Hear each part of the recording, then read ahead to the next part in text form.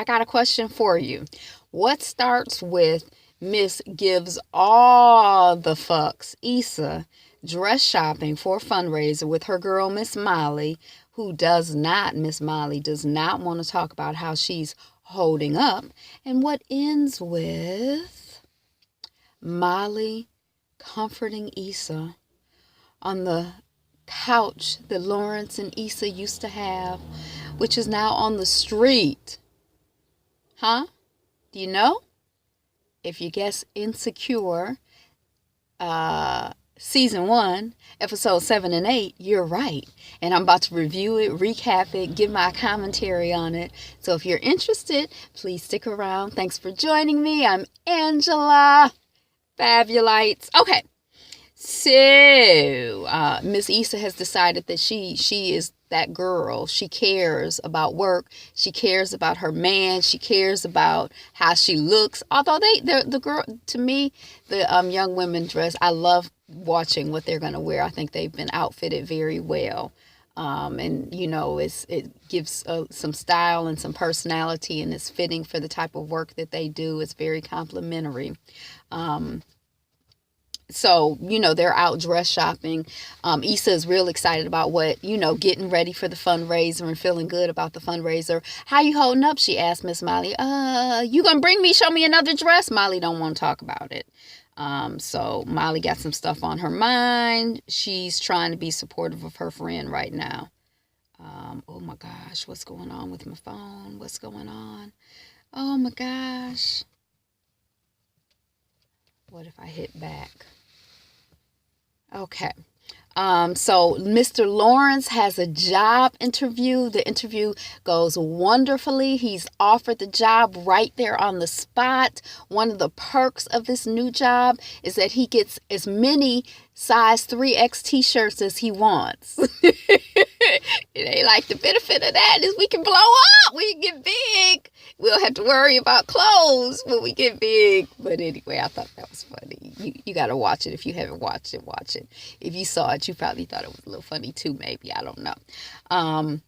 But during the course of the interview and just kind of processing everything, he realizes that, where he is with his app and his thinking and everything, he ain't really as far out of the game or behind in the game as he thought he was. He feels like he's actually further along developmentally, at least conceptually or whatever, than this particular company is. Like what he's bringing to the table to them, he could just bring to the table for his own app and go ahead and get that off the ground. And Issa is like, job, yes. Developing your app, let's continue to do that part-time, because we've been working on developing your app for the last 1 year, 5 years, 10 years. I don't really know what the story is, but she is not a fan of him working on the app full-time when he has a job and she wants him to take the job. She's she's a little bit done with that now, or for the moment. She might, she's a little traumatized. Miss Issa is. So he goes ahead and he takes the job. We shoot over to or deal with the Baldwin Hills fundraiser, which is a fundraiser for We Got You. Is that the name of the nonprofit? And Molly comes to help. Yay, Molly. She's such a good friend. Molly mentions that she ran into an RA or a friend of theirs in college who I guess had been a little wild with Molly. And their encounter is only a couple minutes long. And in the course of that couple minutes, this friend or this woman manages to tell Molly that she is in therapy and that she's gotten her life together and she's happy. And Molly is kind of, not quite sure how to take it, feels a little uncomfortable about it, tries to process it a little bit with Issa. Who is she? She crazy. I don't know. Issa's kind of like, well, have you thought about therapy? And Molly gets very offended. She, it just continues to work on her for a while. She's does not think that, she's upset by that comment. There is a great scene, or a moment. Daniel shows up at the fundraiser. I'm not sure who invited him, but Lawrence is at the fundraiser as well. And Issa is like, oh my gosh, they don't know each other. And Issa doesn't even know that Lawrence has discovered Daniel's text to her, or one of Daniel's texts to her. So he knows something is going on with somebody named Daniel. And he's probably sensing, something is going on. He putting stuff together. But Daniel shows up at the fundraiser. Issa sees him. She looks at Molly. She gives Molly this look of help me. And Molly is on the job. That's just, it was just kind of really, really powerful. And Issa is very, very distracted from work because of this whole Daniel situation. But Mr. Lawrence is not distracted from peeping Issa and Daniel interacting and continue. His spidey senses are on 150 million. He can tell something is going on. So Issa, and between Molly and Issa, Daniel is, decides to go ahead and leave. They like, what you doing here? Leave, get out. You're not welcome here. No, boo, bye. So Daniel leaves. Lawrence follows him out and initiates a conversation with him. Not really a conversation, but an interaction with him. So how are you connected with We Got Us? And Daniel, I'm not connected anymore. And then he gets in his car and goes. Yeah, and when they were having the interaction, Daniel was like, why you treat me like some random ass nigga? And Issa's like, you were just an itch that I had to scratch. She's kind of, I don't know. I mean, I guess she's handling it the best way that she can, and it's kind of a jacked up situation. So I don't even know. I mean, I guess the way that I would tell her to handle it is to not have done it in the first place. So that ain't no help. So she doing the best she can. I mean, the whole situation, I believe it. I've never been in a situation like that, but watching it, it rang very true to me. So Molly and Issa, we know that Molly is upset over Issa's suggestion that she might get therapy. And they kind of get into an argument, which culminates with Issa saying, are you mad that I can actually keep a nigga? And Molly ends up back at Jared, the rent-a-car guy's door, insulting him, knocking on his door. I should settle for you, and I'm sorry I didn't settle for you, or whatever she's saying. I don't even remember, but it's a little insulting, and it's late at night. Homeboy says, I'm tired, and he closes the door, and he goes on about his business. So he ain't having it. He's done with Molly, at least for tonight. She gets home. She gets home, and Lawrence asks her, who is Daniel? And then he asks, did you fuck him? And they get into an argument, and Lawrence leaves. And I mean, just the whole, oh my gosh, so that's the end of that episode. So at the end of this episode, Lawrence is out. I forgot to tell you that at the beginning. Where you going? What you talking about? Let them people, they minding their business now, barking at people going up on their porch. Are they on their porch, or Baby Bella has discovered a robbery in progress? I don't know. Okay, so the next episode is episode 8, which is the finale. Oh my gosh, so Lawrence is gone. We open up episode 8 opens up with a montage of Issa missing Lawrence and calling him and asking him to come back and asking him to call, and it closes with Molly comforting Issa on the couch that the couple had thrown out a couple episodes ago, which has kind of become the neighborhood bench situation, like people hang out on it.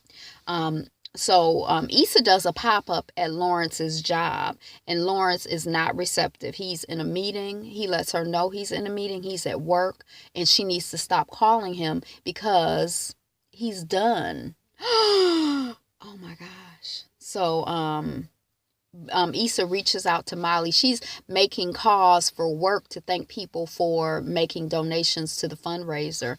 We see that Molly is on the list. Molly is like number 5 on the list. She done crossed off 1, 2, 3, 4, 6, 7, 8, 9, 10, 29, 30, 40. And she kind of looked back, and, there's Molly sitting there. She not really feeling comfortable to call Molly because she know Molly mad at her. So she calls her and, tries to engage in banter with Molly. And Molly is very, very dry. dry, dry, dry. But there is a girls trip that's in the already been planned. And the Kelly's birthday is still on. For Kelly's birthday, it's still on and everything. But Molly is mad at Issa. And you can tell it on the trip. Molly chooses to room with somebody else. Whenever Issa comes over near her or whatever, she's kind of moving away from her. She's not interacting with her. Everybody can tell something is going on. Issa is rolling her eyes. Molly is being very fast and wild and loose. She says she being a new Molly. And, at some point the people are like, the new Molly is the same old Molly. And, she kind of realizes, I might be skipping ahead, but she's really struggling with this whole, does she need to get therapy issue and feeling away. And probably thinking that she does need to get therapy and not wanting to deal with that. But at the end, so, okay. So yeah, the girls are making fun of the new Molly. At one point, so Issa rolls her eyes at Molly's fastness. Molly has invited some guy that she just met and had sex with him in the house and, in the place where the women are staying. And, she says, well, it's not like I'm trying to, when Issa confronts her, she's like, Molly, it's not like I'm trying to keep a nigga. Referring to the comment that Issa had made about her. So it's kind of like, some feelings have gotten hurt. And I'm like, oh my gosh, is their friendship, is their relationship going to be able to survive? I mean, yeah, I thought they did a good job of, I thought Molly did a good job of being mad at Issa. And I thought that it was a wrap, like with Lawrence. And it turns out that all four of the women on the trip know that Issa and Lawrence are broken up. I didn't realize this, but Lawrence's boy is engaged to one of Issa's friends, or one of the four women that's on the girls' trip with Issa is engaged to Lawrence's boy. That's what I gathered. And that the engaged woman is Amanda Seales, I think. I still didn't double check, but the wheels are turning. The wheels are turning. You can't get nothing past me for too long. By episode 8, I think I might have figured it out with commentary and help from everybody. Okay. So everybody knows about the breakup. Lawrence is with his boy, talking about Issa and the breakup. His boy is kind of like, you are not, I'm surprised you're breaking up, because you kind of the sensitive, nice guy. I mean, you're not going to forgive her. And Lawrence is like, well, would you forgive her? And, Lawrence is trying to like break out and be like, I want to go to a club. I don't want to be that, that sensitive guy, or, and so, look at Bella back there. Chillax, relax yourself, girl. Yeah, chillax. So he's, fuck being sad, says Lawrence. Let's go to a club. And the club turns out to be a strip club. He's kind of looking, admiring, the women here and there. He ends up paying for a lap dance. The woman who he pays, is like, I guess he touches her butt and then he's like, oh, I'm sorry. She like, oh, you a good boy. He's like, no, I'm not. And then he grabs her butt and, and then she propositions him, or, I think it's like 200 for a blowjob, 400 for sex. And then the next scene we see is him calling Issa. She's on her girls trip, or he calls her. It seems like she misses a call, but anyway, they're talking. She calls him back.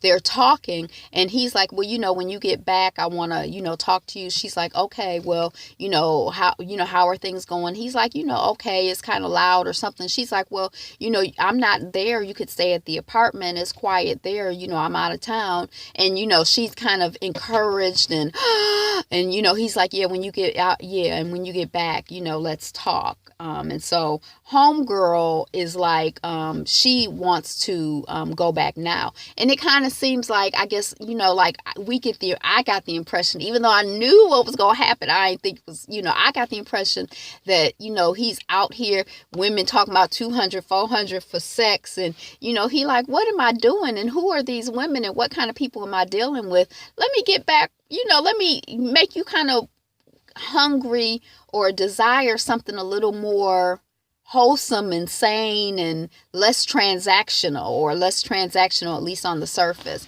So that's why I thought, oh, he's craving, Issa thinking about, their real solid, wholesome relationship. So Issa, Lawrence want to talk to her. She need to go back now. I don't know where they are. I don't even know where they live. I guess they live in California. But they've like driven out to some retreat place or something. She want to go back home now. Who's going to take me home? Nobody's really taking her home. And then Molly. Oh, and you know what I forgot to say?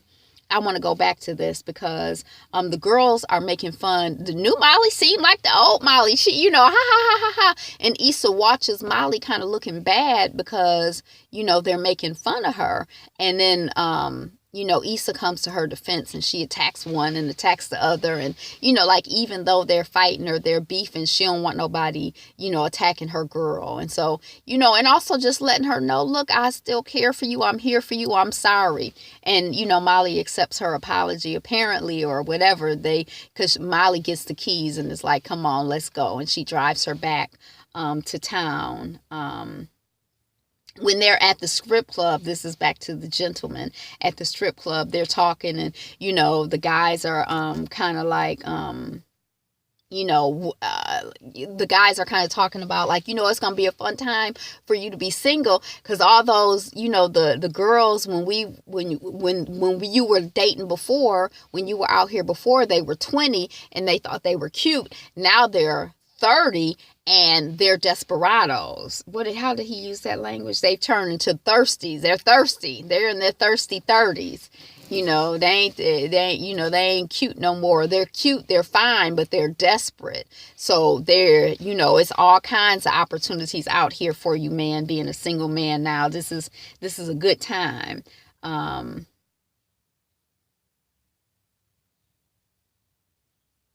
As they're driving back from the retreat or from the girls' trip for Kelly's birthday, Molly is like, well, what are you going to say to Lawrence? You want to practice with me? So, they're practicing, my Issa, I'm sorry, da da da da da. Molly, fuck you! I'm like, and she like, Molly, like, well, just so you get used to the worst case scenario. And so they do this practice Lawrence apology, and Issa ends up apologizing to her girl Molly for hurting her feelings or whatever. And when they get back to the when she drops Issa off at the apartment and Issa goes into the apartment, Lawrence is not there. And Issa's, Lawrence, she's looking around, and the only thing she finds is his Best Buy t-shirt. And then cut to Lawrence sexing the teller at the bank. And that's how basically how the episode ended. Then the next thing we see is, I guess, Issa calls Molly. Molly comes back and they on the street on the couch crying. Or Issa's crying or upset and Molly's comforting her. But I'm gonna tell you this, and I watched this last night, so I've had a little bit of time to process it. I mean, I'm not mad at Lawrence. I think sometimes it's kind of, we make decisions and we do things, and sometimes you can recover from them and sometimes you can't. And I feel like, Issa made a decision all season. She was kind of like not really, she was trying to find her space and trying to find her space in the relationship, and she was not sure if she was happy. And she made a decision, and that decision had consequences, and she flirted with some stuff and played with some stuff, and it was fire and it got hot, and that shit burnt her relationship down, at least for the moment. So I don't know. I know a lot of people seem like they were mad at Lawrence and like Issa had held him down. And then as soon as things start getting good for him, he, leaves Issa and goes and deals with this other woman. Or at least that's how I had perceived it, not having seen the series, just kind of looking at a tweet here or article here or there and not really knowing what was going on. But watching it, I feel just as much empathy as for Lawrence as I do for Issa. I don't feel like, I feel like both of them were flawed. Both of them, I don't feel like anybody was perfect in that situation, and I don't feel like anybody was 100%, just wrong in that situation. And, if Issa was my little sister, I'd be like, well, baby girl, things work out the way that they're supposed to work out. You were ambiguous about the situation anyway. And so, just trust the universe. If it's something you need to learn in this, and it's definitely something you need to learn in this, work on you, work on learning what you need to learn. And, the man is free. And if he's for you, he's for you. And if not, there's something better for you. You keep doing you keep working on you keep learning and growing. And, Mr. Lawrence, I'm definitely a fan of, you getting your app up. And, it's a process, building a business and working for yourself. And, I'm not mad at you, and I feel like the bank teller kind of represented the between Issa and the stripper. So I mean, I thought it was a respectable decision and a respectable way to try to handle stuff. And you never know how people feel. Sometimes you be mad about something, but your feelings, or you never know what your heart guidance is. So we don't know how this is gonna unfold. But I know I enjoyed it. And yeah, I enjoyed it. So thank you for watching, Fabulites. Be you, be fabulous. Be fabulous, you. And when does the new season starts? In July, June or July? Is that right? Did I read that? So we all set for the new season. And yay, congratulations, Miss Issa Rae, the real life writer and pursuer of your own dreams and developer of your own brand and honorer of your own voice. All right, y'all. Peace.